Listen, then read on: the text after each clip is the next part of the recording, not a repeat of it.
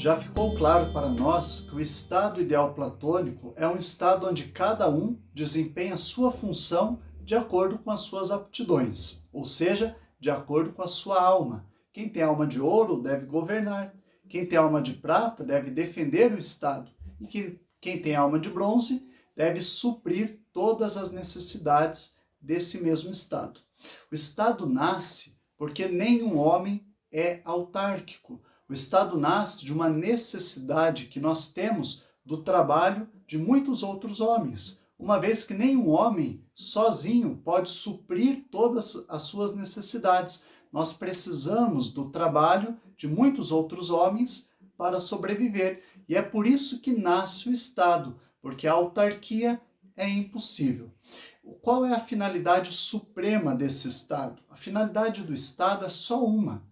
O telos, o fim, a finalidade do Estado consiste na felicidade. Notem que ideia interessante do Platão. O Estado nasceu para que o homem possa ser feliz. Só é possível ser feliz no Estado, porque é no Estado que o homem pode se desenvolver, se tornar aquilo que ele nasceu para ser. Na selva, fora do Estado, é impossível ser feliz. Então, a finalidade suprema do Estado é a felicidade. O homem nasceu para ser feliz, mas dentro do Estado. Por isso, uma boa educação e as virtudes ajudam o homem nesse processo de se tornar um cidadão feliz.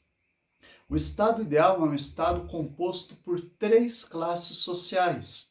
E cada classe social tem uma função a desempenhar. A primeira classe social do Estado é a classe dos operários, dos lavradores, daqueles homens e daquelas mulheres que possuem uma alma apetitiva, uma alma concupiscível, uma alma desejosa que quer sempre mais e mais. Essa primeira classe só é boa para o Estado quando nela predomina a virtude da temperança, da ordem, do equilíbrio. Do contrário, essa primeira classe se torna um problema para o Estado. É por isso que o Estado tem que controlar a riqueza dessa primeira classe. Ela não pode ser nem muito rica, nem muito pobre. É necessário uma riqueza proporcional às suas necessidades. Se a primeira classe é muito rica, ela começa a se envolver em assuntos que não lhes dizem respeito. Mas se a primeira classe for muito pobre, ela começa a se revoltar contra o Estado e se torna prejudicial. Então é necessário que na primeira classe predomine a virtude da temperança, uma vez que a alma dessa classe é uma alma concupiscível. A segunda classe, por sua vez, é a classe dos guerreiros, dos militares, que devem proteger o Estado.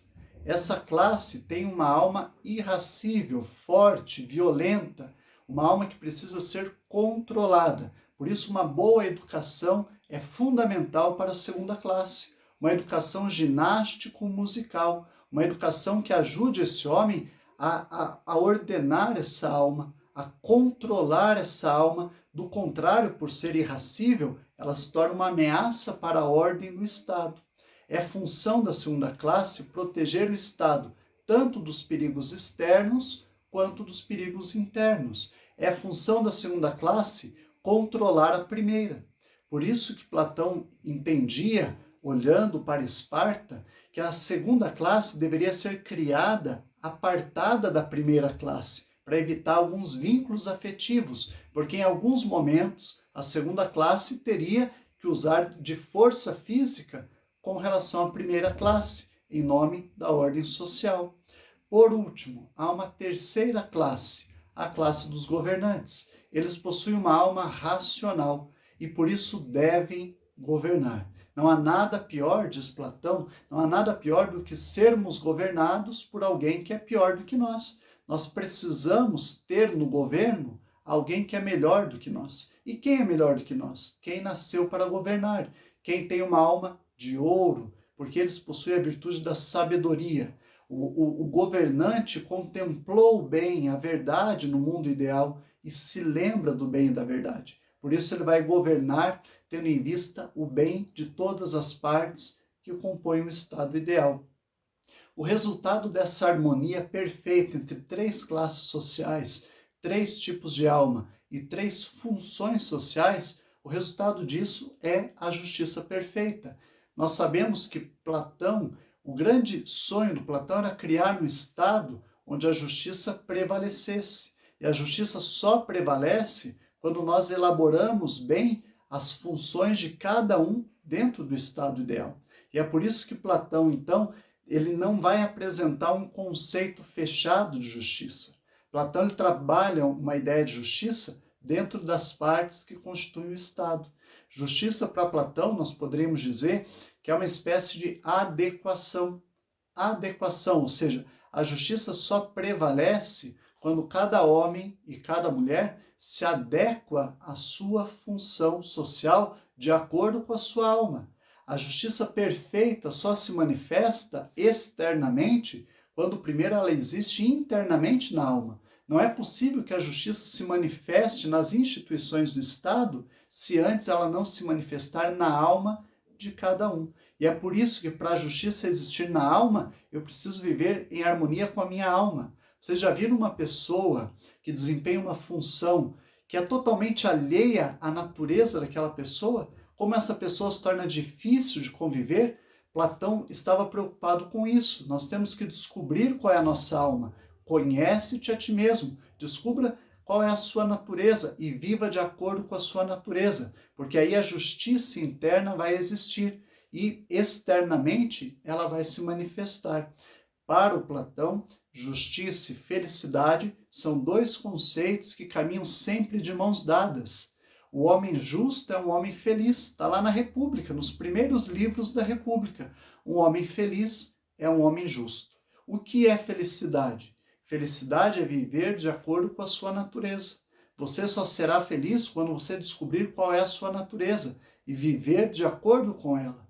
E o que é justiça? Justiça é fazer aquilo que é próprio da natureza de cada um. Então, felicidade é viver de acordo com a natureza. E justiça é fazer aquilo que é próprio da minha própria natureza. O resultado dessa dupla realidade será um homem que é justo e que é feliz e que manifesta essa felicidade, essa justiça na vida prática, no cotidiano do Estado. É importante dizer que para Platão a educação é um ingrediente importante para ajudar o homem a ser virtuoso e feliz. A educação da primeira classe, dos operários, era uma educação básica. O Estado não tem que se preocupar muito com isso, porque ali, em geral, o pai ensina o filho. Há uma herança familiar. Agora, a educação da segunda classe é uma educação um pouco mais exigente, já que a segunda classe tem uma alma irracível e precisa, portanto, da arte, da música e da ginástica, atividade física, para controlar essa alma. Por fim, a educação da terceira classe, essa sim, é uma educação mais demorada, uma educação mais completa, que envolve a filosofia e as ciências. Se chama tirocínio. O tirocínio é o ensino da filosofia que deveria durar até os 50 anos de vida. É uma educação continuada, uma educação ao longo da vida. Só assim esse homem que nasceu com alma de ouro e tem a virtude da sabedoria, estaria de fato em condições de governar o Estado ideal. Pensa nisso. Será que o nosso Estado hoje mantém essas preocupações do Platão? Quem pode governar o Estado hoje? Quais são as exigências constitucionais para que uma pessoa possa se candidatar a um cargo eletivo? Compare o Estado que nós temos hoje com o Estado proposto por Platão. Veja o que precisa mudar hoje. Veja como nós podemos melhorar o Estado a partir das ideias apresentadas por Platão. Um grande abraço e até a próxima.